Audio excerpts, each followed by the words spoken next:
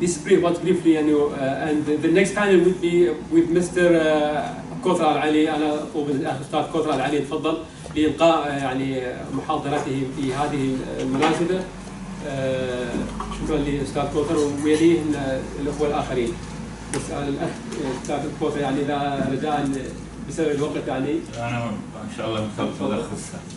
If you can briefly, explain to our, guest in English briefly. Yes, of course. Yeah. That would be. Assalamu alaikum. First, I will have to thank Abdurrahman and congratulate the PADMAZ and Abdurrahman personally for holding this event here in university, which is very, very necessary for us to talk to students and the academic persons. But it's the first time it's happened. Actually, I had a research about how the Iran created as a society, and at the end it was a seminar in Sweden 2016, which was under the title of the role of the nations in the political pluralism in Iran. Well, I arranged it in Farsi, but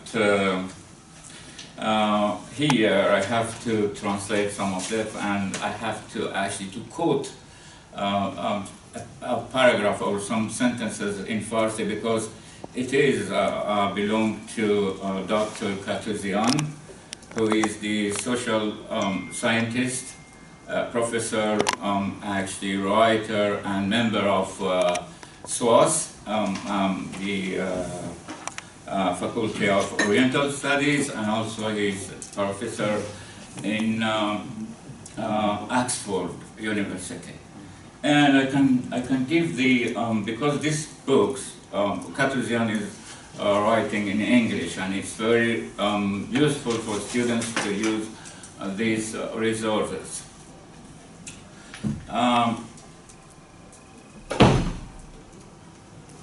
I'm sorry, just to read the title of my article about this, because in Farsi it comes maybe some like a part of poem. از پایبست تا نقش ایوان خانه کلنگی. البته سمیناری بود همونطور که عرض کردم، چالش‌های پلورالیسم در ایران، مسئله عرب در جنوب به عنوان نمونه. این مسئله من بود و هست و خب روش مطالعه داریم.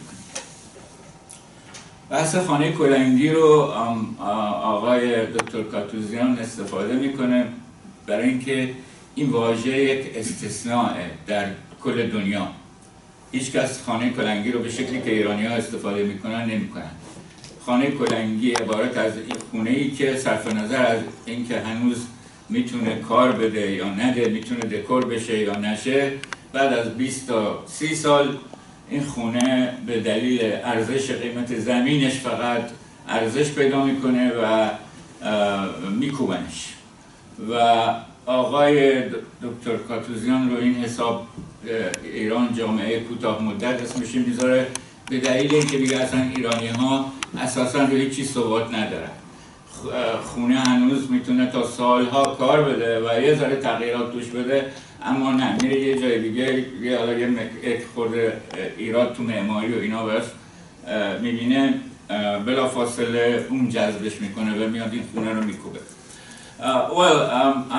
For the students, just I can say about the demolished or demolishable building.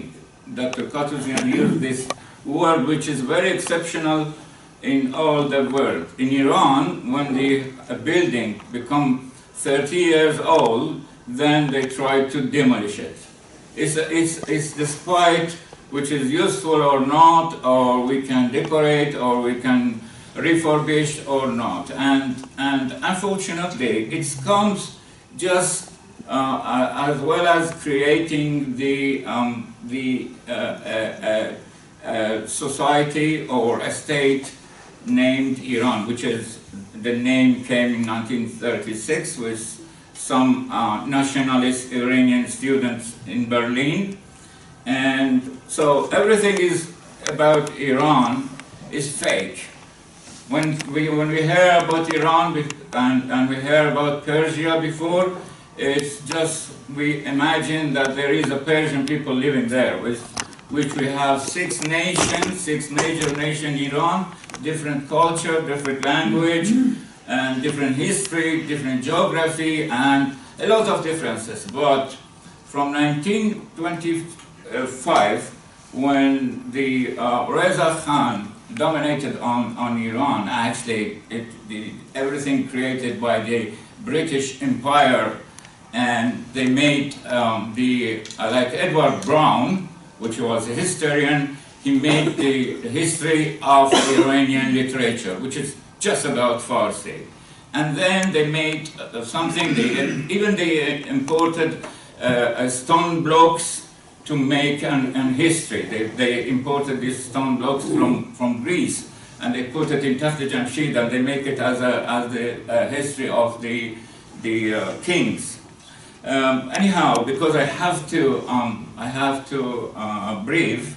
The thing is, in 1906, there was a mass movement, a revolution against the brutal situation, the hunger, the unemployment, the poverty in Iran, and unfortunately, at the end, it's named Inqilab al-Mashrutiyat, which means constitutional revolution, which was not. And at the same time, some of the Democrats and activists in 1909, they made a program, they created a program, they suggested a program which named Programme جمهوری ممالک متحده ایران. یکی از اسنادی که يعني من وثائق اللي مضمومه بايران هذا برنامج جمهوری ممالک متحده. اسنادی که واقعا خسرو شاکری فقط تو سال 1359 اینو در آورد. و ما وقتی که پروگرام جمهوری ممالک متحده رو میاریم، اولین پیشنهادش و صحبتی که درباره طبیعت سلطنت میکنه پیشنهاد فدرالیسم میده. So in 1909, some of the Democrats and activists, they suggested a program of the Republic of United Iranian Society, something like this, and they criticized the monarchy and the Shah and this system, and they suggested a kind of federalism for the nations in Iran. But at the end, I can say some of the intellectuals, and especially the greatest one, which is the poet Malik al-Shu'ara Bahar, one of the most important people who said, well, it's better to have a dictator, or it's better we have a strong personality to try to collect all the Iran in a district borders and geography. And I can just bring the sentence or the paragraph which Bahar talked about it, which is in the book. بهار طبعا وقت اللي اخر مقاوم حسب كاتوزيان، اخر الناس اللي قاومت رضا خان كان شيخ غزعل. ويذكر دكتور كاتوزيان هنا وقت اللي مقاومه الشيخ غزعل انقمعت وانضربت، فما بغى الا هاي الناس اللي كانت تطبل لقدره وهيمنه و آقای ملک شعرهای بهار اون روز اینه می‌نویسه، میگه آن روز دریافتم که حکومت مقتدر مرکزی از هر قیام و جنبشی که در ایالات برای اصلاحات برپا شود صالح‌تر است و باید همواره به دولت مرکزی کمک کرد به هوچیگری و ضعیف ساختن دولت و فحاشی جراید به یکدیگر و به دولت و تحریک مردم ایالات به طغیان و سرکشی برای آتیه مشروطه و آزادی که کم و بیش مترادف با هم بودن و حتی استقلال کشور زهری کشنده است. این بعد از 100 اندی سال ما امروز وقتی که تلویزیون فارسی زبان باز میکنیم، رادیو فارسی زبان باز میکنیم، کیهان آقای مصباح لندن رو باز میکنیم، همون اندیشه، همون طرز تفکر، همون فرهنگی که نوری ازش صحبت کرد و حالا هم البته با هیچ آمپولی، با هیچ جوهری هم این قابل پاک شدن نیست، الا آن چیزی رو که من به دلیل زیاد وقت خلاصه میکنم، ملیت‌های غیر فارس چارهشون فقط سازماندهیه، فقط تشکله، که متاسفانه این امر به دلیل تناقض‌های درونی، تناقض‌های فرهنگی جامعه ایران بخوایم نخوایم بر ما اثر کرده و امروز ما وقتی تو بین احوازی ها بیایم میبینیم بر سر نام، بر سر نوع تشکیلات، بر سر برنامه، بر سر هزار مسئله مشکل داریم و در یک نقطه مشترک که دکتر کاتوزیان هم برش اشاره میکنه و میگه در ایران انباش صورت نمیگیره، هیچ وقت تجربه به وجود نمیاد و این تجربه رو اگر انباشی کسی به کار نمیبره. ما امروز وقتی صحبت میکنیم از 100 سال مبارزه مردم عرب و گاهی از 5000 سال تاریخ از اعدام تا به امروز صحبت میکنیم، ولی هیچ وقت در چنین جلساتی و در یک بحث‌های علمی این 100 سال سازمان جبهه تحریر کجاست، جبهه عربستان کجاست، جبهه شعبیه برای تحریر احواز عربستان کجاست، اینها رو ما فقط اسامی داریم در این سند یا در اون سند، اما متاسفانه هرگز اینها نه به نقد کشیده میشن و از تجاربشون استفاده نمیشه. So I return again to the students. The most important problem in Iran is the accumulation. The accumulation is the accumulation about the experiences of the nations, of the political groups, of the organization, which is all have been destroyed by the Islamic Republic of Iran in 1979 to 1988, which is one of the victims is me. I've been expelled in 1980 from the university, then jailed, and so on and so.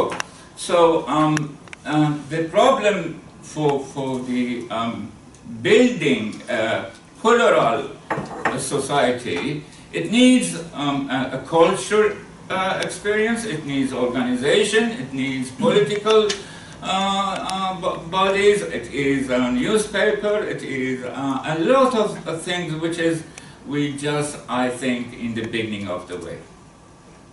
Thank you. I give the opportunity to the audience. If there is any question, please briefly, 2 or 3 questions from the speaker. Yes, please. Thank you very much for this seminar. From what I heard today, I can say that in Iran there are severe violations of human rights. And my question is, what is the reaction of the United Nations regarding these issues, if there is any reaction from them? Unfortunately, United Nations is changed to United, maybe Ununited Nations. In Iran, it's not a severe human rights problem. It is genocide about the nations. We have dried rivers, we have pollution, we have Ahwaz. Ahwaz is the most polluted city in the world in 2015. 2016, 2017, and go on. So it's not about torture a person or jailing or imprisoning someone. It's multi-layer actually oppression.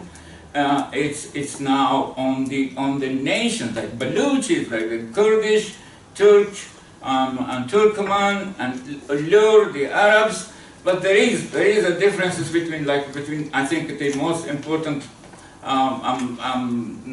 controversial and contradicted situation is for the Arab and Baluchis, because in Iranian the imagination or the mind, they don't accept the Baluchis and the Arabs as a citizen even. So the thing we had commissioners from United Nations in 2005, I think 2006, and they inspected the area and they made reports. But at the end, and I was with some of my friends in 2011 in Geneva, and we had a speech. But the Iranian group, the Iranian governments, even they didn't listen to us. And they have been not forced till yet from by any organization, not only the United Nations and the others, or what they say, the international community. There is no force. So the government does what they want to do, and that's the thing. You talked about the constructing or rather forging history of Iran.